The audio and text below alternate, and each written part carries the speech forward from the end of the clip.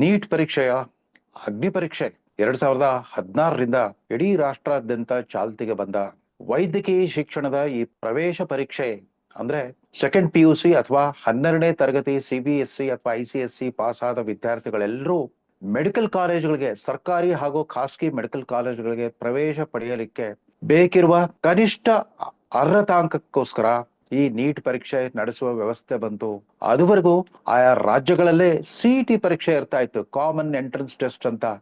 ಅಂದಹಾಗೆ ಈ ವೈದ್ಯಕೀಯ ಮತ್ತು ಇಂಜಿನಿಯರಿಂಗ್ ಶಿಕ್ಷಣದ ಪ್ರವೇಶ ಪರೀಕ್ಷೆ ಸಾಮಾನ್ಯ ಪ್ರವೇಶ ಪರೀಕ್ಷೆಯ ಮಾದರಿ ಕರ್ನಾಟಕದಿಂದಲೇ ಉಗಮಿಸಿದ್ದು ಅಂತ ಅನೇಕರಿಗೆ ಗೊತ್ತಿಲ್ಲ ಅಂತ ಕಾಣುತ್ತೆ. 1992-93 ಶೈಕ್ಷಣಿಕ ವರ್ಷದಲ್ಲಿ ಆವತ್ತಿನ ಕಾಂಗ್ರೆಸ್ ಸರ್ಕಾರದ ಮುಖ್ಯಮಂತ್ರಿಯಾಗಿದ್ದ ಶ್ರೀ ವೀರಪ್ಪ ಮೊಯ್ಲಿ ಅವರಿಗೆ ಇದರ ಶ್ರೇಯಸ್ಸು ಸಲ್ಲಬೇಕು. ವಿವಿಧ ಮೂಲಗಳಿಂದ ಬರುವ ಅಂದ್ರೆ ಗ್ರಾಮೀಣ ವಿದ್ಯಾರ್ಥಿಗಳು, ನಗರ ಪ್ರದೇಶ ವಿದ್ಯಾರ್ಥಿಗಳು, ಕನ್ನಡ ಮಾಧ್ಯಮ ವಿದ್ಯಾರ್ಥಿಗಳು, ಇಂಗ್ಲಿಷ್ ಮಾಧ್ಯಮ ವಿದ್ಯಾರ್ಥಿಗಳು, ಹೀಗೆ ವೈವಿಧ್ಯಮಯ ಭಿನ್ನತೆ, ವ್ಯತ್ಯಾಸ, ತಾರತಮ್ಯವಿರುವ ಸೆಕೆಂಡ್ PUC ಪರೀಕ್ಷಾ ಮಟ್ಟದಲ್ಲಿ ಎಲ್ರಿಗೂ ಸಮಾನ ಅವಕಾಶಗಳು ಇರುವಂತೆ ವಿವಿಧ ವರ್ಗಗಳು, ವಿವಿಧ ಸಾಮಾಜಿಕ ಹಿನ್ನೆಲೆ, ಶೈಕ್ಷಣಿಕ ಹಿನ್ನೆಲೆಯ ವಿದ್ಯಾರ್ಥಿಗಳಿಗೂ ಕೂಡ ಈ ವೃತ್ತಿ ಶಿಕ್ಷಣಕ್ಕೆ ಸಮಾನ ಪ್ರವೇಶ ಅವಕಾಶ ಇರಲಿ ಅನ್ನೋ ಘನೋದ್ದೇಶದಿಂದ ಆವತ್ತಿನ ಸುಪ್ರೀಂ ಕೋರ್ಟ್ ನ್ಯಾಯಮೂರ್ತಿ ಜಸ್ಟಿಸ್ ಜಗನ್ಮೋಹನ್ ರೆಡ್ಡಿ ಅವರು ನೀಡಿದ ಆದೇಶದ ಮೇರೆಗೆ ಕರ್ನಾಟಕ ಪ್ರವೇಶ ಪರೀಕ್ಷಾ ಪ್ರಾಧಿಕಾರವನ್ನ ಅಸ್ತಿತ್ವಕ್ಕೆ ತಂದಿದ್ರು ವೀರಪ್ಪ ಮೊಯ್ಲಿ. ಅದು ಇಡೀ ದೇಶಕ್ಕೆ ಮಾದರಿಯಾಗಿತ್ತು. ಅದಾದ ನಂತರ ಯಾವಾಗ ಜಾಗತೀಕರಣದ ಯುಗದಲ್ಲಿ ಈ ಖಾಸಗಿ ಮೆಡಿಕಲ್ ಕಾಲೇಜುಗಳು ನಾಯಕೊಡಗಳಂತೆ ಪ್ರತಿಯೊಂದು ಮಹಾನಗರದಲ್ಲೂ ಕೂಡ 10, 15, 20, 30, ಬಹುಶಃ ಬೆಂಗಳೂರು ನಗರ ಒಂದರಲ್ಲೇ ಇವತ್ತು 30 ಮೆಡಿಕಲ್ ಕಾಲೇಜುಗಳಿದೆ ಅಂತ ಕಾಣುತ್ತೆ. ಇಡೀ ರಾಷ್ಟ್ರಾದ್ಯಂತ ಇವುಗಳ ಸಂಖ್ಯೆ 3, 4, 5 ಪಟ್ಟು ಜಾಸ್ತಿ ಆಗ್ತಾ ಹೋದಂತೆ ಇವತ್ತು ಸುಮಾರು 650ಕ್ಕೂ ಅಧಿಕ ಮೆಡಿಕಲ್ ಕಾಲೇಜುಗಳಿವೆ ಅಂತೆ ಎಲ್ಲ ರಾಜ್ಯಗಳಲ್ಲೂ ಕೂಡ.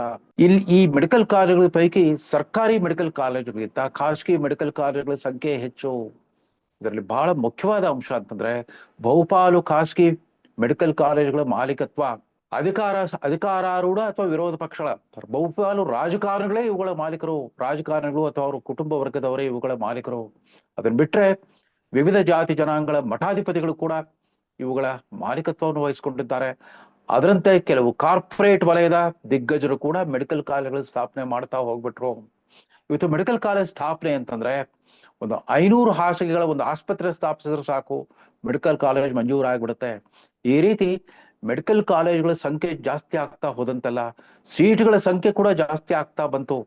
ಆದ್ರೆ ಜನಸಂಖ್ಯಾ ಪ್ರಮಾಣಕ್ಕೆ ಅಗತ್ಯವಿರಷ್ಟು ಸೀಟು ಲಭ್ಯವಿಲ್ಲದಿರುವ ಕಾರಣ ಇಲ್ಲಿ ಸ್ಪರ್ಧೆ ತೀಕ್ಷ್ಣವಾಗಿದೆ, ತೀವ್ರತಮವಾಗಿದೆ.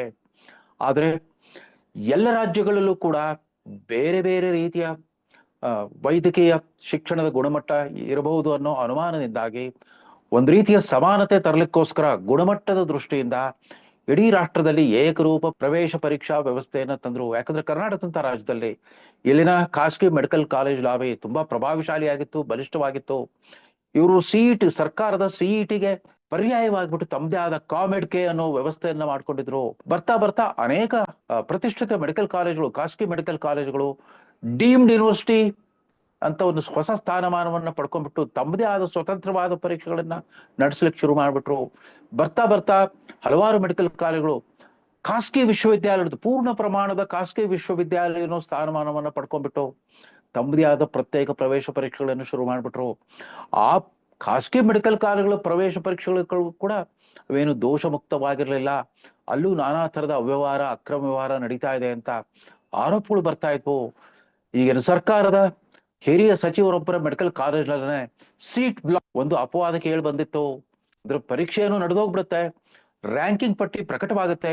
ಅದಾದ ನಂತರ ಕೌನ್ಸಿಲಿಂಗ್ ನಡೆಯುತ್ತಲ್ಲ, ಆ ಕೌನ್ಸಿಲಿಂಗ್ ನಲ್ಲಿ ಕೂಡ ಕೈ ಚಳಕ ನಡೆದ್ಬಿಟ್ಟು ನಿಜಕ್ಕೂ ಮೇಲಿನ ರ್ಯಾಂಕ್ ಪಡೆದಿರೋ ವಿದ್ಯಾರ್ಥಿಗಳಿಗೆ ಸೀಟ್ ತಪ್ಪಿಬಿಟ್ಟು ಕೆಳಗಡೆ ಅಂದ್ರೆ ಹೆಚ್ಚು ಹಣವಂತ ವಿದ್ಯಾರ್ಥಿಗಳಿಗೆ ಅವಕಾಶ ಕಲ್ಪಿಸುವಂತ ವ್ಯವಸ್ಥೆಯನ್ನ ಕೆಲವು ಖಾಸಗಿ ಆಡಳಿತ ಮಂಡಳಿಗಳು ಮಾಡ್ತಾ ಇದ್ವು ಅನ್ನೋ ಆರೋಪ ಕೂಡ ಕೇಳಿ ಬಂದಿತ್ತು.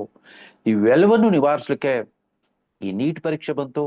ಇವತ್ತಿನ ನಿಯಮಾನುಸಾರ ನೀವು ಖಾಸಗಿ ಮ್ಯಾನೇಜ್ಮೆಂಟ್ ಕೋಟಾ ಸೀಟ್ ಪಡ್ಕೊಳ್ಬೇಕಾದ್ರೂ ಕೂಡ, ಅಂದ್ರೆ ಅದನ್ನ NRI ಕೋಟಾ ಅಂತ ಒಂದು ಹೆಸರಿದೆ ಅಷ್ಟೇ ಹೊರತು ಅದೇನೇದ್ರು ಕೂಡ ಖಾಸಗಿ ಮ್ಯಾನೇಜ್ಮೆಂಟ್ ಕೋಟಾ ಅಂದ್ರೆ ಹಣವಂತರು 2.5 ಕೋಟಿಯಿಂದ 5.5 ಕೋಟಿವರೆಗೂ ಇವತ್ತು ಪ್ಯಾಕೇಜ್ ವ್ಯವಸ್ಥೆ ಕೂಡ ಬಂದ್ಬಿಟ್ಟಿದೆ.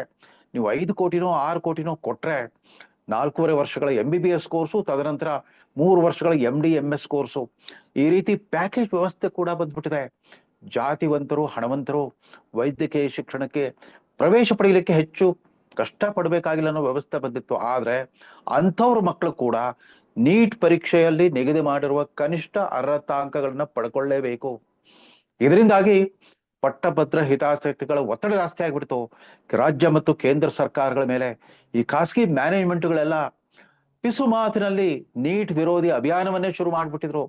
ಇದನ್ನ ಇವತ್ತು ನಿನ್ನೆ ರದ್ದಾಗಿರುವ ನೀಟ್ ಪರೀಕ್ಷೆ ಕುರಿತಂತೆ ಇವತ್ತು ತೊಳ್ಳಾಡ್ತಾ ಇರೋ ವಿದ್ಯಾರ್ಥಿಗಳು, ಈಗಾಗಲೇ ಈ ಸಲದ ಪರೀಕ್ಷೆ ಬರೆದು ಬಿಟ್ಟಿರೋ ವಿದ್ಯಾರ್ಥಿಗಳು ಮೇ 3ಕ್ಕೆ ನಡೆದ ಪರೀಕ್ಷೆಯಲ್ಲೇ ಚೆನ್ನಾಗಿ ಬರೆದು ತುಂಬಾ ಕಷ್ಟಪಟ್ಟು ಓದಿ ಬರೆದು ಹೆಚ್ಚಿನ ಅರ್ಹತಾಂಕದ ಮೆರಿಟ್ ಹೆಚ್ಚಿನ ರ್ಯಾಂಕಿನ ನಿರೀಕ್ಷೆಯಲ್ಲಿರೋ ವಿದ್ಯಾರ್ಥಿನಿಯರು ಇದನ್ನೂ ಗಮನಿಸ್ಬೇಕು. ಈ ಪರೀಕ್ಷೆಯನ್ನ ನಿಯಂತ್ರಿಸ್ತಾ ಇರೋ ವ್ಯವಸ್ಥೆ ಮೇಲೆ ಸಾಕಷ್ಟು ಒತ್ತಡ ಇದೆ. ಅನೇಕ ಕೋಟ್ಯಾಧಿಪತಿ ಮೆಡಿಕಲ್ ಕಾಲೇಜ್ ಮಾಲೀಕರುಗಳೆಲ್ಲ ರಾಜಕಾರಣಿಗಳು ಆಗಿರೋದ್ರಿಂದ ಅವರ ಒತ್ತಡ ಇದ್ದೇ ಇದೆ. ಯಾಕೆ ಬೇಕು ರಾಷ್ಟ್ರವ್ಯಾಪಿ ಸರ್ಕಾರಿ ಪ್ರವೇಶ ಪರೀಕ್ಷೆ? ನಾವು ಹೇಗಿದ್ರು ನಮ್ಮ ಕಾಲೇಜನ್ನ ಈಗ ವಿಶ್ವವಿದ್ಯಾಲಯ ಮಟ್ಟಕ್ಕೆ ಏರ್ಸ್ಬಿಟ್ಟಿರೋದ್ರಿಂದ ನಾವೇ ನಮ್ಮ ಪರೀಕ್ಷೆ ನಡೆಸ್ಕೊಂಡು ಹೋಗ್ತೀವಿ ಬಿಡಿ, ನಾವು ಬೇಕಾದವ್ರಿಗೆ ಅಡ್ಮಿಷನ್ ಕೊಡ್ತೀವಿ ಬಿಡಿ, ಹೇಗೂ ಖಾಸಗೀಕರಣ ವ್ಯಾಪಾರೀಕರಣ ಅನ್ನೋದು ಇವತ್ತು ಸಾರ್ವತ್ರಿಕವಾಗಿ ಒಪ್ಪಿಕೊಂಡ ವ್ಯವಸ್ಥೆ ಆಗಿದ್ದು ನಡಿಲಿ ಬಿಡಿ ಅಂತ ಹೊರಟಿದ್ರು. ಅದೇನೇ ಇರಲಿ, ಕಳೆದ 5 ವರ್ಷಗಳಲ್ಲಿ 4 ಬಾರಿ ಪೇಪರ್ ಲೀಕ್ ಆಯ್ತಂತೆ. ನೀಟ್ ಇಲ್ಲದೆ ಇದ್ದಾಗಲೂ ಕೂಡ ಅಷ್ಟೇ. ನಮ್ಮ CET ಪರೀಕ್ಷಾ ಪ್ರಾಧಿಕಾರದಲ್ಲೂ ಕೂಡ ಈ ತರದ ಅಕ್ರಮಗಳ ಮಾತು ಕೇಳಿ ಬರ್ತಾ ಇತ್ತು. ಈ ಖಾಸಗಿ ಮೆಡಿಕಲ್ ಕಾಲೇಜುಗಳ ಅವುಗಳ ಸಂಖ್ಯೆಯಲ್ಲಿ ಹೆಚ್ಚಳ ಆಗೋದ್ರ ಜೊತೆಗೆ ಈ PUC ಶಿಕ್ಷಣಕ್ಕೆ ಪರ್ಯಾಯವಾಗ್ಬಿಟ್ಟು ಎಲ್ಲ ಕಡೆ ದೊಡ್ಡ ದೊಡ್ಡ ಪ್ರೈವೇಟ್ ಕೋಚಿಂಗ್ ಕಂಪನಿಗಳು ಬೇರೆ ಅಸ್ತಿತ್ವಕ್ಕೆ ಬಂದ್ಬಿಡ್ತು. ಇವತ್ತು ಕಾರ್ಪೊರೇಟ್ ವಲಯದಲ್ಲಿ ಈ ಟ್ಯುಟೋರಿಯಲ್ ಕಂಪನಿಗಳ ಒಂದು ಪ್ರಭಾವ ಅತಿ ಹೆಚ್ಚಾಗೋಗ್ಬಿಟ್ಟಿದೆ. ಅದರಲ್ಲೂ ರಾಜಸ್ಥಾನದಂತ ಕೋಟಾ ಅದು ನಮ್ಮ ಲೋಕಸಭಾ ಸ್ಪೀಕರ್ ಓಂ ಬಿರ್ಲಾ ಅವರ ಕ್ಷೇತ್ರ, ಅವರನ್ನು ಆಯ್ಕೆ ಮಾಡಿರೋ ಕ್ಷೇತ್ರ. ಇವತ್ತು ಕೋಟಾ ಇಡೀ ಜಗತ್ ಪ್ರಸಿದ್ಧವಾಗಿರೋದೇ ಅಲ್ಲಿ ನೂರಾರು ಸಂಖ್ಯೆಯಲ್ಲಿ ಹರಡಿರುವ ಈ ಖಾಸಗಿ ಕೋಚಿಂಗ್ ಕಂಪನಿಗಳಿಂದಾಗಿ. ತೆಲಂಗಾಣ, ಆಂಧ್ರ ಪ್ರದೇಶದಲ್ಲೂ ಕೂಡ ಇವು ನಾಯಿ ಕೊಡೆಗಳಂತೆ ತಲೆ ಎತ್ತಿದ್ವು. ಅವುಗಳ ತದನಂತರ ಕರ್ನಾಟಕಕ್ಕೂ ಪ್ರವೇಶ ಪಡ್ಕೊಂಡ್ವು. ವೆಂಕಟೇಶ್ವರ, ನಾರಾಯಣ ಇತ್ಯಾದಿ ವಿವಿಧ ದೇವರುಗಳ ಹೆಸರಲ್ಲಿ ಕರ್ನಾಟಕವನ್ನ ಪ್ರವೇಶ ಮಾಡಿದ ಕಂಪನಿಗಳ ಜೊತೆಗೆ ಇಲ್ಲಿ ಗುಣಮಟ್ಟದ ಶಿಕ್ಷಣಕ್ಕೆ ಹೆಸರುವಾಸಿಯಾಗಿದ್ದ ಅನೇಕ ಪ್ರತಿಷ್ಠಿತ ಕಾಲೇಜುಗಳು ಈ ಖಾಸಗಿ ಕೋಚಿಂಗ್ ಕಂಪನಿಗಳ ಜೊತೆಗೆ ಟೈಅಪ್ ಮಾಡ್ಕೊಬಿಟ್ಟು ಇಂಟಿಗ್ರೇಟೆಡ್ ಕಾಲೇಜ್ ಅಂತ ಮಾಡ್ಬಿಟ್ರು. ನಮ್ಮ ಶಿಕ್ಷಣ ತಜ್ಞರಾಗ್ಲಿ, ಶಿಕ್ಷಣ ಸಚಿವರುಗಳಾಗ್ಲಿ, ರಾಷ್ಟ್ರೀಯ ಶಿಕ್ಷಣ ನೀತಿ ಅಥವಾ ರಾಜ್ಯ ಶಿಕ್ಷಣ ನೀತಿ ರೂಪಿಸುವಂತ ತಜ್ಞರುಗಳಾಗ್ಲಿ, ಪಂಡಿತರುಗಳಾಗ್ಲಿ ಯಾರೂ ಕೂಡ ಈ ಖಾಸಗಿ ಕೋಚಿಂಗ್ ವ್ಯವಸ್ಥೆ ಬಗ್ಗೆ ಮಾತಾಡ್ಲೇ ಇಲ್ಲ. ಈ ಖಾಸಗಿ ಕಂಪನಿಗಳ ವ್ಯಾಪಾರಿ ಹಿತಾಸಕ್ತಿ ಕೂಡ ಈ ನೀಟ್ ಪರೀಕ್ಷೆಯ ಅಲ್ಲಿ ಭಗ್ನಗೊಳಿಸೋದಕ್ಕೆ ಯಾವ್ಯಾವ ತರದ ಈ ಕೈಚಳಕ ನಡೀತಾ ಇದೆಯೋ ಇವೆಲ್ಲದರ ಹಿಂದೆ ಈ ಕಾಣದ ಕೈಗಳ ಕೈವಾಡ ಇರಲಿಕ್ಕೆ ಸಾಧ್ಯ. ಇದನ್ನ ಪಾಲಕರು ಮತ್ತು ವಿದ್ಯಾರ್ಥಿಗಳು ಅರ್ಥ ಮಾಡ್ಕೊಳ್ಬೇಕು. ಇವತ್ತು ನೀಟ್ ಪ್ರಾಧಿಕಾರದ ಮುಖ್ಯಸ್ಥರಾಗಿರೋ ಡೈರೆಕ್ಟರ್ ಜನರಲ್ ಅಭಿಷೇಕ್ ಸಿಂಗ್ ಅವರು ಕೇಂದ್ರ ಸರ್ಕಾರದಲ್ಲಿ ಅತ್ಯಂತ ದಕ್ಷ ಪ್ರಾಮಾಣಿಕ ಅಧಿಕಾರಿಗಳು ಒಬ್ಬರು ಅಂತ ಹೆಸರುವಾಸಿ ಆಗಿರೋರು. ಅವರು ಒಂದೇ ತಿಂಗಳಲ್ಲಿ ಅವರು ಅಧಿಕಾರ ವಹಿಸಿಕೊಂಡು ಒಂದೇ ತಿಂಗಳಲ್ಲಿ ಪರೀಕ್ಷೆ ನಡೀತು. ಆದ್ರೆ ಎಲ್ಲೋ ಒಂದ್ ಕಡೆ ರಾಜಸ್ಥಾನ್ ಮತ್ತು ಕೇರಳ ರಾಜ್ಯಗಳಲ್ಲಿ ಪುಣೆ ಮೂಲಕ ಕೆಲವು ಮಧ್ಯವರ್ತಿಗಳಿಂದ ಈ ತರದ ಅಕ್ರಮ ನಡೆದಿದೆ. ವಿಶೇಷವಾಗಿ ಕೆಮಿಸ್ಟ್ರಿ ಮತ್ತು ಬಯಾಲಜಿ ಪ್ರಶ್ನೆ ಪತ್ರಿಕೆಗಳ ಸೋರಿಕೆ ಆಗಿದೆ ಅಂತ ಗೊತ್ತಾಗ್ತಿರೋ ಹಾಗೇನೆ ಪ್ರಾಧಿಕಾರವೇ ಸ್ವಯಂ ಪ್ರೇರಿತವಾಗಿ ಈ ಬಗ್ಗೆ ತುರ್ತು ಕ್ರಮ ಕೈಗೊಂಡು ಇದರ ತನಿಖೆಯನ್ನು CBI ವಹಿಸಿಕೊಟ್ಟಿದ್ರಿಂದ ಈಗಾಗಲೇ ಸುಮಾರು 500ರಷ್ಟು ಆರೋಪಿಗಳನ್ನ ಬಂಧಿಸಿದ್ದಾರೆ. ಸಂಶಯಾತ್ಮಕ ವ್ಯಕ್ತಿಗಳನ್ನ ಬಂಧಿಸ್ಬಿಟ್ಟಿದ್ದಾರೆ. ಈ ಪ್ರಶ್ನೆ ಪತ್ರಿಕೆ ಸೋರಿಕೆಯ ಮೂಲ ಯಾವುದು ಅನ್ನೋದು ಕೂಡ ಪತ್ತೆ ಮಾಡಿದ್ದಾರೆ. ಅದಕ್ಕೆ ಕಾರಣರಾದ ಮಧ್ಯವರ್ತಿಗಳು ಯಾರ್ಯಾರಿದ್ರು ಅನ್ನೋದು ಕೂಡ ಪತ್ತೆ ಮಾಡಿದ್ದಾರೆ. ಈ ಜಾಲಕ್ಕೆ ಸಿಕ್ಕಿಬಿದ್ದ ಅಮಾಯಕ ವಿದ್ಯಾರ್ಥಿಗಳು, ಪಾಲಕರು ಯಾರು ಅನ್ನೋದು ಕೂಡ ಪತ್ತೆ ಮಾಡಿಬಿಟ್ಟು ತಕ್ಷಣವೇ ಒಂದು ಪರ್ಯಾಯ ವ್ಯವಸ್ಥೆಗಾಗಿ ಈ ಪರೀಕ್ಷಾ ಪ್ರಾಧಿಕಾರ ಒಂದು ಪ್ರಯತ್ನವನ್ನ ಕೈಗೊಂಡಿದೆ. ಆರ್ಟಿಫಿಷಿಯಲ್ ಇಂಟೆಲಿಜೆನ್ಸ್ ತಂತ್ರಜ್ಞಾನವನ್ನ ಭಾರತದಲ್ಲಿ ಅನುಷ್ಠಾನಗೊಳಿಸುವಲ್ಲಿ ಎತ್ತಿದ ಕೈ ಅನ್ಸ್ಕೊಂಡಿರೋ ಅಭಿಷೇಕ್ ಸಿಂಗ್ ತರದ ದಕ್ಷ ಅಧಿಕಾರಿಯ ನೇತೃತ್ವದಲ್ಲಿ ಈ NTA ನ್ಯಾಷನಲ್ ಟೆಸ್ಟಿಂಗ್ ಅಥಾರಿಟಿ ರಾಷ್ಟ್ರೀಯ ಪರೀಕ್ಷಾ ಪ್ರಾಧಿಕಾರದ ಉಸ್ತುವಾರಿ ಇರೋದ್ರಿಂದ ಪಾಲಕರು, ವಿದ್ಯಾರ್ಥಿಗಳು ಯಾವುದೋ ರಾಜಕೀಯ ಒತ್ತಡ ಅಥವಾ ಭಾವನಾತ್ಮಕ ಆವೇಶಕ್ಕೊಳಗಾಗಿ ಪ್ರತಿಭಟನೆ ಮಾಡ್ತಿರೋ ಸರಿಯಲ್ಲ. ಪ್ರತಿಭಟನೆ ಯೋಗ್ಯವಾದದ್ದೇ, ಪ್ರತಿಭಟನೆ ಅಗತ್ಯವಿತ್ತು. ಕೇಂದ್ರ ಮತ್ತು ರಾಜ್ಯ ಸರ್ಕಾರಗಳಿಗೆ ಸಾರ್ವಜನಿಕರೇ ಬಿಸಿ ಮುಟ್ಟಿಸೋದು ಅಗತ್ಯ ಇತ್ತು. ಆದ್ರೆ ಈ ಕೋಚಿಂಗ್ ಕಂಪನಿಗಳು ಇತ್ಯಾದಿಗಳ ಮತ್ತು ಖಾಸಗಿ ಮೆಡಿಕಲ್ ಕಾಲೇಜ್ ಲಾಬಿ ಇವುಗಳ ಅಗೋಚರ ಹಸ್ತವನ್ನ ಹೇಗೆ ಪತ್ತೆ ಮಾಡ್ತೀರಾ? ಇವುಗಳ ಪ್ರಭಾವವನ್ನ, ಇವುಗಳ ಕೈಚಳಕವನ್ನು ಕೂಡ ನಾವು ಪತ್ತೆ ಮಾಡಬೇಕಾಗಿದೆ. ಸುದ್ದಿ ಮಾಧ್ಯಮಗಳ ವರದಿಗಾರರು ಕೂಡ ಏಕಾಏಕಿ ಈ ವಿಷಯದಲ್ಲಿ ಭಾವೋದ್ವೇಗಕ್ಕೆ ಪ್ರಚೋದನೆ ಕೊಡುವ ಕೆಲಸ ಮಾಡಬಾರ್ದು. ಸ್ವತಃ ನಾನೇ ವೃತ್ತಿಯಿಂದ ಒಬ್ಬ ಕಾಲೇಜ್ ಅಧ್ಯಾಪಕ, ಪ್ರವೃತ್ತಿಯಿಂದ ಒಬ್ಬ ಹವ್ಯಾಸಿ ಪತ್ರಕರ್ತನಾಗಿದ್ದೆ. ನನ್ನ 32 ವರ್ಷಗಳ ಕಾಲೇಜು ಅಧ್ಯಾಪಕ ವೃತ್ತಿಯ ಅವಧಿಯಲ್ಲಿ ಸುಮಾರು 22 ವರ್ಷಗಳ ಕಾಲ ನಾವೆಲ್ಲ PUCಗೂ ಪಾಠ ಮಾಡ್ತಾ ಇದ್ವಿ, ಪದವಿ ತರಗತಿಗಳು, ವಿಜ್ಞಾನದ ಪದವಿ ತರಗತಿಗಳು ಕೂಡ ಪಾಠ ಮಾಡ್ತಾ ಇದ್ವಿ. ಆಗ್ಲೂ ಕೂಡ ಈ ಕೋಚಿಂಗ್ ಅನ್ನೋದು ಇತ್ತು. ಸೆಕೆಂಡ್ PUC ಸೈನ್ಸ್ ಬೋಧನೆ ಕಲಿಕೆ ಎಲ್ಲವೂ ನಡೀತಾ ಇದ್ದಿದೆ ಕಾಲೇಜಿನ ತರಗತಿಗಳಿಗಿಂತ ಈ ಪ್ರೈವೇಟ್ ಟ್ಯೂಷನ್ ಕ್ಲಾಸ್ಗಳಲ್ಲಿ. ಆ ಕಾಲದಲ್ಲಿ ಪ್ರೈವೇಟ್ ಟ್ಯೂಷನ್ ಸಿಂಡಿಕೇಟ್ಗಳಿಂದ ಇರ್ತಾ ಇತ್ತು. ಕಾಲೇಜಲ್ಲಿ ಕೆಲಸ ಮಾಡೋ ಅಧ್ಯಾಪಕರುಗಳೇ ತಮ್ಮ ತಮ್ಮ ಖಾಸಗಿ ಪಾಠದ ಅಂಗಡಿಗಳನ್ನ ಇಟ್ಕೊಂಡಿರ್ತಾ ಇದ್ರು. ಅವರುಗಳೇ ಬಹುಪಾಲು PUC ಪರೀಕ್ಷಾ ಮಂಡಳಿಯಲ್ಲಿ ಪಠ್ಯ ಪುಸ್ತಕ ರಚನೆಯಲ್ಲೂ ಕೂಡ ಅವರೇ ಇರ್ತಾ ಇದ್ರು. ಮುಂದೆ ಆ PUC ಐಚ್ಛಿಕ ವಿಷಯಗಳಿಗೆ, ವಿಜ್ಞಾನದ ವಿಷಯಗಳಿಗೆ ಬೇಕಾದ ಪಠ್ಯ ಪುಸ್ತಕಗಳ ಲೇಖಕರು ಅವರೇ ಆಗಿರ್ತಾ ಇದ್ರು.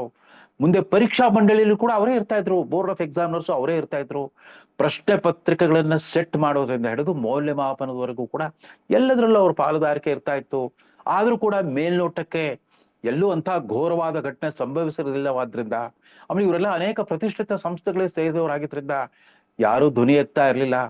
ಇವತ್ತು ಕರ್ನಾಟಕದ ಅಧಿಕಾರಾರೂಢ ಕಾಂಗ್ರೆಸ್ ಪಕ್ಷದ ಶಾಸಕರು ಕೂಡ, ಅವರು ಕೂಡ ಒಂದು ದೊಡ್ಡ ಕೋಚಿಂಗ್ ಕಂಪನಿಯನ್ನು ನಡೆಸ್ತಾ ಇದ್ದಾರೆ, ಕೋಟ್ಯಂತರ ರೂಪಾಯಿ ಖರ್ಚು ಮಾಡಿ ಜಾಹೀರಾತು ಕೊಡ್ತಾ ಇದ್ದಾರೆ. ಅವರೆಲ್ಲ ನಿನ್ನೆ ಈ ನೀಟ್ ಪರೀಕ್ಷೆಯ ಪ್ರಶ್ನೆ ಪತ್ರಿಕೆ ಸೋರಿಕೆ ಬಗ್ಗೆ ಭಾರಿ ವಾಗ್ದಾಳಿಯನ್ನೇ ನಡೆಸಿದ್ದಾರೆ. ಪ್ರಧಾನಮಂತ್ರಿಗಳ ರಾಜೀನಾಮೆಯನ್ನು ಕೇಳ್ತಾ ಇದ್ದಾರೆ, ಶಿಕ್ಷಣ ಸಚಿವರ ರಾಜೀನಾಮೆಯನ್ನು ಕೇಳ್ತಾ ಇದ್ದಾರೆ. ಈ ಶಾಸಕರ ಈ ಎಡಬಡಿಂಗಿ ವರ್ತನೆ ಬಗ್ಗೆ ಮರುಕ ಬರುತ್ತೆ, ಸಿಟ್ಟು ಬರ್ತಾ ಇಲ್ಲ, ಮರುಕ ಬರುತ್ತೆ. ಸ್ವತಃ ತಾನೇ ಈ ತರದ ಒಂದು ಪರ್ಯಾಯ ವ್ಯವಸ್ಥೆ ಇವತ್ತು PUC ವಿಜ್ಞಾನ ಶಿಕ್ಷಣದ ಕಾಲೇಜುಗಳೆಲ್ಲ ಅಪ್ರಸ್ತುತ ಅನ್ಸ್ಕೊಂಡ್ಬಿಟ್ಟಿವೆ.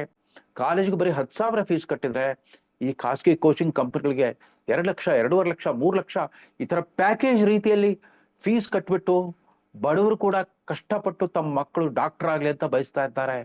ಇದ್ರ ಮಧ್ಯೆ ಸರ್ಕಾರಿ ಮತ್ತು ಖಾಸಗಿ ಮೆಡಿಕಲ್ ಕಾಲೇಜುಗಳ ಶಿಕ್ಷಣದ ಗುಣಮಟ್ಟ, ತರಬೇತಿಯ ಗುಣಮಟ್ಟದ ಬಗ್ಗೆ ಯಾರು ತಲೆ ಕೆಡಿಸ್ಕೊಳ್ತಾ ಇಲ್ಲ. ಅದು ಮತ್ತೊಂದು ಆಯಾಮ ಇದೆ. ಅದೇನೇ ಇರಲಿ, ನೀಟ್ ಪರೀಕ್ಷೆ ಪಾರದರ್ಶಕವಾಗಿ ನಡಿಬೇಕು, ಆಮೇಲೆ ನ್ಯಾಯಯುತವಾಗಿ ನಡಿಬೇಕು. ಎಲ್ಲೂ ಕೂಡ ಅರ್ಹ ವಿದ್ಯಾರ್ಥಿಗಳಿಗೆ ಅನ್ಯಾಯವಾಗದ ರೀತಿಯಲ್ಲಿ ಎಚ್ಚರಿಕೆ ಕ್ರಮಗಳನ್ನು ಕೈಗೊಳ್ಳಬೇಕು. ಬಹುಶಃ ಈ ರೀತಿ ಕಾಗದದ ಉತ್ತರ ಪತ್ರಿಕೆಗಳ ಮೂಲಕ ಪರೀಕ್ಷೆ ನಡೆಸೋದು, ಅವುಗಳ ಸಾಗಾಣಿಕೆ, ವಿತರಣೆ, ಇದರಲ್ಲಿ ಏನಾದ್ರು ದೋಷ ಪದೇ ಪದೇ ಎದ್ದು ಕಾಣ್ತಾ ಇದ್ರೆ ಇನ್ನು ಮುಂದೆ ಆನ್ಲೈನ್ ಪರೀಕ್ಷೆ ನಡೆಸೋದೇ ಒಂದು ಪರ್ಯಾಯ ಮಾರ್ಗ ಅಂತ ಕಾಣುತ್ತೆ. ಅದೇನೇ ಇರಲಿ, ಯಾವ ರೀತಿ ಪ್ರಜಾಪ್ರಭುತ್ವ ವ್ಯವಸ್ಥೆಯಲ್ಲಿ ಚುನಾವಣಾ ಆಯೋಗದ ಮೇಲೆ ನಂಬಿಕೆ ಇಡಬೇಕು, ಶಿಕ್ಷಣ ಕ್ಷೇತ್ರದಲ್ಲೂ ಅಷ್ಟೇ ಪರೀಕ್ಷಾ ಪ್ರಾಧಿಕಾರದಲ್ಲಿ ಕೂಡ ನಾವು ನಂಬಿಕೆ ಇಡಬೇಕು. ಬಟ್ ಎಲ್ಲೋ ಒಂದ್ ಕಡೆ ರಾಷ್ಟ್ರವ್ಯಾಪಿಯಾಗಿ ಆ ಮಾನವ ಸಂಪನ್ಮೂಲ ಇಂಥ ಪರೀಕ್ಷೆಗಳಲ್ಲಿ ತೊಡಗಿಸಿಕೊಳ್ಳೋ ಸಿಬ್ಬಂದಿ ಅವರು ವ್ಯಕ್ತಿಗತವಾದ ಪ್ರಾಮಾಣಿಕತೆ ಮತ್ತು ನಿಯತ್ತಿಲ್ಲದೆ ಇದ್ದಾಗ ಇಂಥ ಅವಘಡಗಳು ಸಂಭವಿಸ್ತಾ ಇರುತ್ತೆ. ಈ ಸಲ 22,78,000 ವಿದ್ಯಾರ್ಥಿನಿಯರು ಈ ಪರೀಕ್ಷೆ ತಗೊಂಡಿದ್ದಾರಂತೆ. ನಿಜಕ್ಕೂ ಸರಿಯಾಗಿ ತಯಾರು ಮಾಡ್ಕೊಂಡಿರೋ ವಿದ್ಯಾರ್ಥಿನಿಗೆ ಎದಗೊಂದು ಬೇಕಾಗಿಲ್ಲ. ನಾನೊಬ್ಬ ನಿವೃತ್ತ ಅಧ್ಯಾಪಕನಾಗಿ ಅವ್ರಿಗೆ ಭರವಸೆ ಕೊಡ್ತಾ ಇದ್ದಾನೆ. ಇಲ್ಲಿ ಪ್ರಾಧಿಕಾರವೇ ಪತ್ತೆ ಹಚ್ಚಿದ ಈ ಅಕ್ರಮವನ್ನ ತಡೆಗಟ್ಟಲಿಕ್ಕೆ, ಅಕ್ರಮಕ್ಕೆ ಕಾರಣರಾದವ್ರ ಮೇಲೆ ಉಗ್ರವಾದ ಕ್ರಮ ಕೈಗೊಳ್ಳಲಿಕ್ಕೆ ಅವರೇ ಸ್ವಯಂ ಪ್ರೇರಿತವಾಗಿ ಮುಂದಾಗಿರುವಾಗ ಪ್ರಾಧಿಕಾರದ ಉದ್ದೇಶಗಳನ್ನ ತಾವು ಅನುಮಾನಿಸಬೇಡಿ, ಯಾವುದೇ ರಾಜಕೀಯ ಪ್ರಚೋದನೆಗಳಿಗೆ, ಪೂರ್ವಾಗ್ರಹಕ್ಕೆ ಬಲಿಯಾಗಬೇಡಿ ಅಂತ ಹಾರೈಸ್ತಾ, ನೀಟ್ ಪರೀಕ್ಷೆ ನಿಜಕ್ಕೂ ಕೂಡ ತುಂಬಾ ನೀಟಾಗಿ ನಡೆಯೋ ಪರೀಕ್ಷೆ ಅಂತ ಅನಿಸ್ಕೊಳ್ಳಿ. ತಮಗ್ ಗೊತ್ತಿರಲಿ, ಈ ಪ್ರೈವೇಟ್ ಕೋಚಿಂಗ್ ಕಂಪನಿಗಳು ಎಷ್ಟರ ಮಟ್ಟಿಗೆ ಪ್ರಭಾವಿ ಆಗಿದ್ರಂದ್ರೆ 2 ವರ್ಷಗಳ ಹಿಂದೆ ನಡೆದ ವರ್ಲ್ಡ್ ಕಪ್ ಕ್ರಿಕೆಟ್ ಪಂದ್ಯಾಟದಲ್ಲಿ ಭಾರತೀಯ ತಂಡದ ಆಟಗಾರರು ಎಲ್ಲರೂ ಕೂಡ ಅವ್ರದೇ ಜರ್ಸಿಗಳನ್ನು ಧರಿಸಿದ್ರು, ಆ ಕಂಪನಿಯ ಜರ್ಸಿಗಳನ್ನೇ ಧರಿಸಿದ್ರು. ಆತ ಒಂದು $1 ಬಿಲಿಯನ್ ಕಂಪನಿ ಕಟ್ಟಿದ್ದಂತೆ ಆ ಕೋಚಿಂಗ್ ಕಂಪನಿಯ ಮಾಲೀಕ, ಅದು ಇವತ್ತು ಮುಳುಗೋಗ್ಬಿಡ್ತು. ಅನೇಕ ಕಂಪನಿಗಳು ಈ ರೀತಿ ನೂರಾರು ಕೋಟಿ ವಹಿವಾಟಿನ ದೊಡ್ಡ ಸಾಮ್ರಾಜ್ಯವನ್ನ ಕಟ್ಕೊಂಡಿರೋದ್ರಿಂದ ಅವರೆಲ್ಲ ಅವ್ರು ಕೊಡ್ತಿರೋ ಜಾಹೀರಾತುಗಳು ನೋಡಿದ್ರೆ ಗಾಬರಿ ಆಗುತ್ತೆ. ಅಥವಾ ಈ ರ್ಯಾಂಕ್ ಪಡೆದಿರೋ ವಿದ್ಯಾರ್ಥಿಗಳಿಗೆ ಪತ್ರಿಕೆಗಳು ಸಂದರ್ಶನ ಮಾಡಿದಾಗ ಅವ್ರು ಯಾರು ಕೂಡ ತಾವು ಓದಿದ ಕಾಲೇಜಿನ ಹೆಸರು ಹೇಳಲ್ಲ, ತಮಗೆ ಮಾರ್ಗದರ್ಶನ ಕೊಟ್ಟ ಕೋಚಿಂಗ್ ಕಂಪನಿಗೆ ಕೃತಜ್ಞತೆ ಹೇಳ್ತಾ ಇರ್ತಾರೆ. ಈ ಪರ್ಯಾಯ ಶಿಕ್ಷಣ ವ್ಯವಸ್ಥೆ ಇದೆಯಲ್ಲ, ಇದೊಂಥರ ಕಾಲೇಜು ಶಿಕ್ಷಣದ ಕಳ್ಳ ಬಟ್ಟಿ ಉದ್ಯಮದಂತೆ ನಡೀತಾ ಇದೆ. ಅದ್ರ ಕಡೆನೂ ಸರ್ಕಾರ ಸ್ವಲ್ಪ ಲಕ್ಷ್ಯ ಕೊಡಬೇಕು. ಈ ಖಾಸಗಿ ಕೋಚಿಂಗ್ ಕಂಪನಿಗಳ ನಿಯಂತ್ರಣಕ್ಕೆ ಒಂದು ಕಾನೂನನ್ನು ಕೂಡ ತರಬೇಕು.